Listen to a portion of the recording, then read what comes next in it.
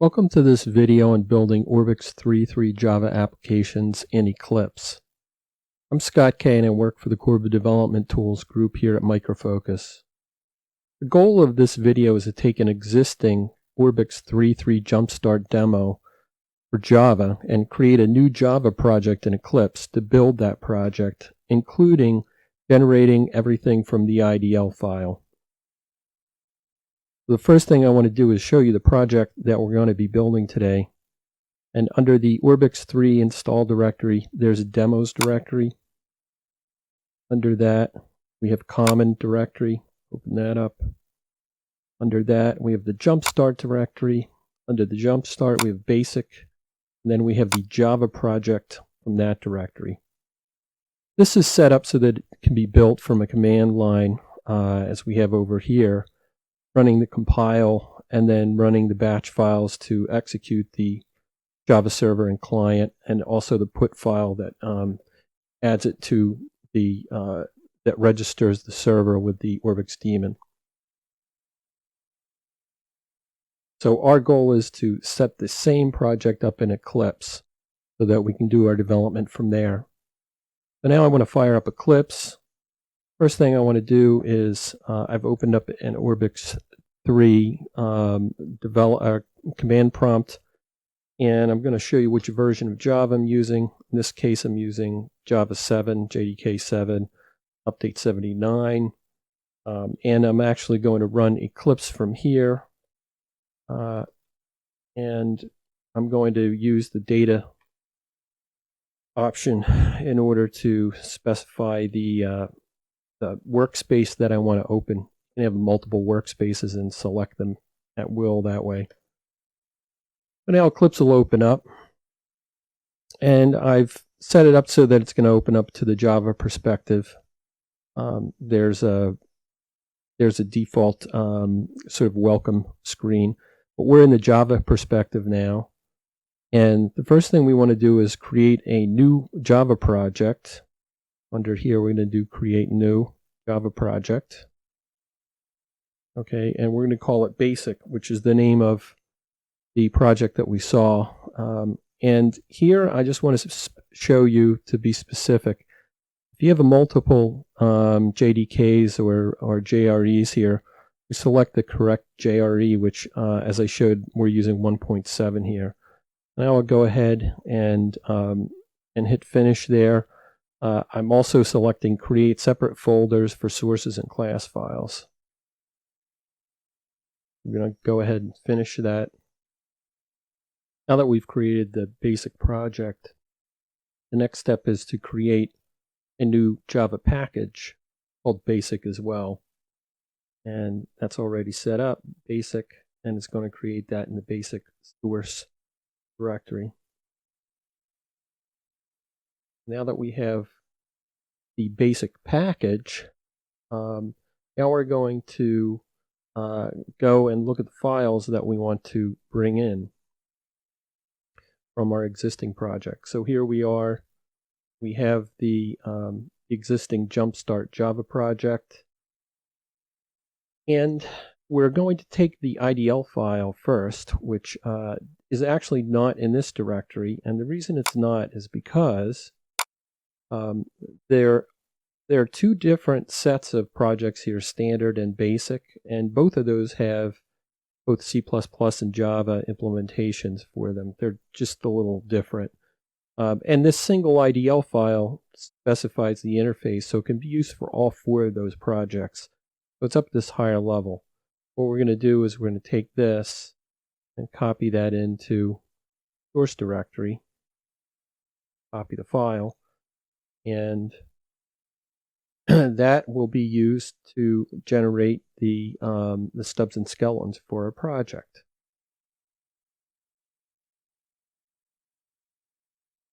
Now that we have an IDL file, grid IDL, that defines the interface, we need to build that, and we need to generate the stubs and skeletons and holder and helper files for our core application.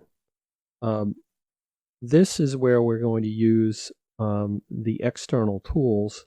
We click on the Run menu, go to the bottom, and there's external tools configurations. Click on that. And this has already been set up, but in your project, what you're going to do is create a new name for this operation, like Orbix 3 Java IDL compiler. We're going to specify this and browse the file system here and go to the bin directory, and then you're going to, for the Java, to specify the IDLJ exe compiler there, as we've done.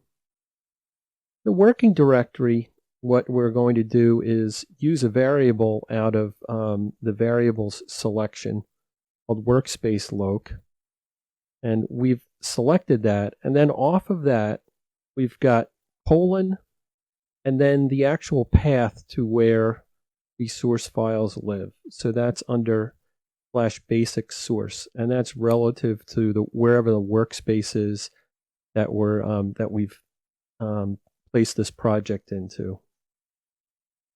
And last, the arguments to the IDL compiler are the output directory, which is actually -J capital O, and then we're just doing /, so right here, and then the -J capital P basic, which is the package name that we want those generated files to include. Finally, the name of the IDL file itself, which is grid IDL. But now what we're going to do is go ahead and run that. You can see down here we've got that it ran, but we don't see anything here yet, and that's because we have to refresh the browser. It doesn't automatically refresh, and that can be done with an F5, or you can also just right click here and hit refresh, and that will do it. And you'll see in the basic package now all of those files were generated by the IDL Java compiler.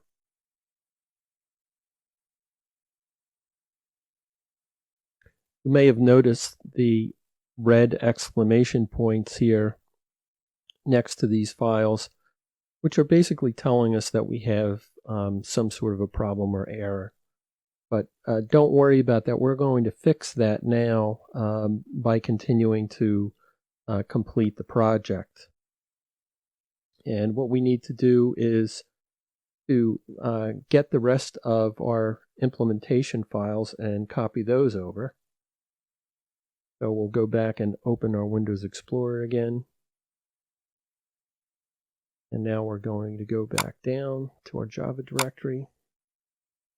And the files that we're going to pull in are the actual implementation files. These are what you would be writing in your application for a client and a server.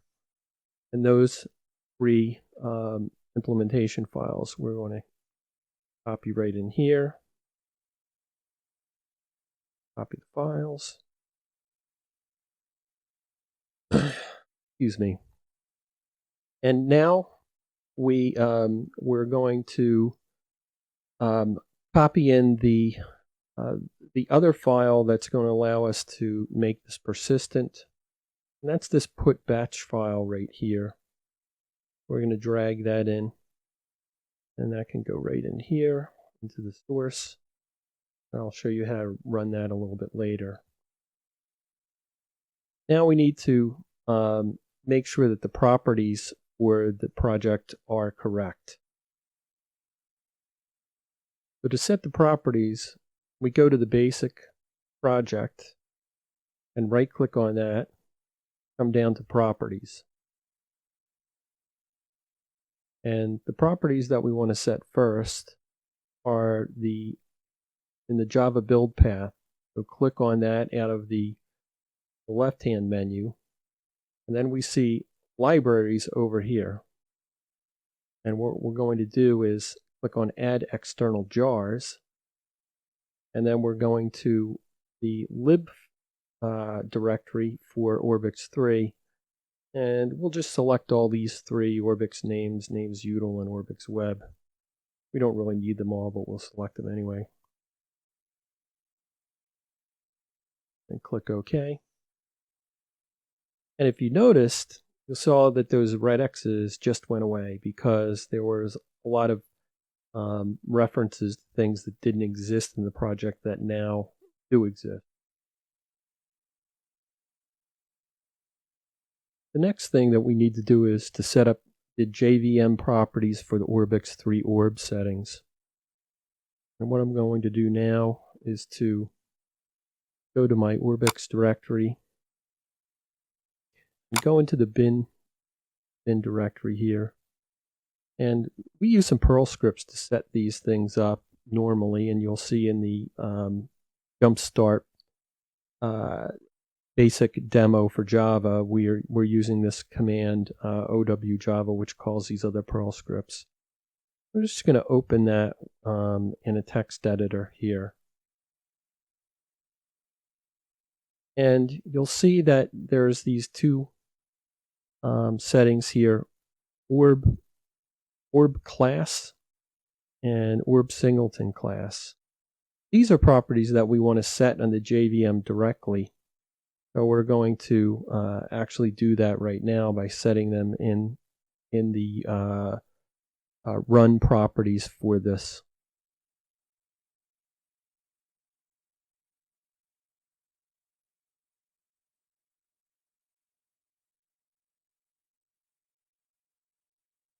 Now we want to set these on each of the individual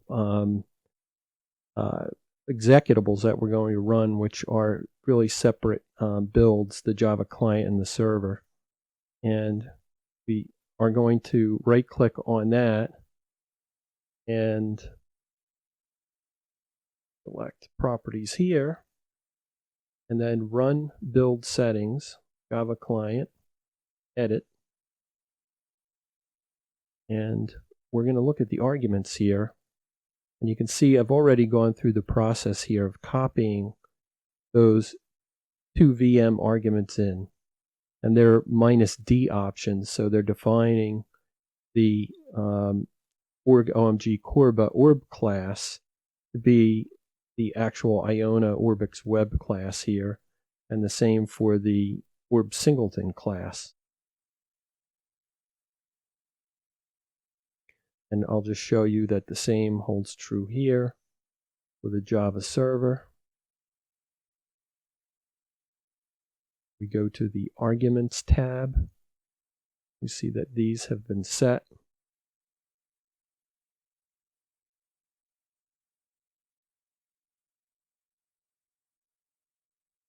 So at this point, the project is basically set up to be able to build and run now. But we need to run the Orbix daemon. So I'm going to open up my my Orbix 3.3.12 command prompt here, and I'll start a new window with the Orbix daemon in it. And I'm going to actually use the -T option to output tracing information. Now we have a new window here. Close that, and that's the Orbix daemon. I'm going to shrink this down a little bit so we can see these running simultaneously. And now what we want to do is to run this script, which I put in here before, and I told you that we can actually run it from here. First thing I'm going to do is open that in a text editor so that you can see this is actually running the putIt command, putItj command, and specifying the name of the server, grid server, and that it's in the basic package, the name of the process, Java Server 1. And then it calls the chmod to add both execute all and launch all on the server. Now if I right click on this and I say system editor, you can see that runs that, and that registered all that over here. We can see the output since we have the tracing on that. And now we can go ahead and run the server itself. And right here, you can just do run as Java application. And now we see down at the bottom, server is alive. We'll do the same thing here for the client. And the client has run, and we see the output here. And I can toggle between the server and the client output right here. You see that it says grid demo finished. And again, here's the there's the server output. If we wait just a second, I think we should see this server exit due to not being called, and we can check to make sure that our put a command is succeeded, because we should have a process that can be auto launched now, grid server, and that's a good validation. So there you see right now it came up with grid server exiting. So that process is really stopped here. It's not running in this environment at all anymore.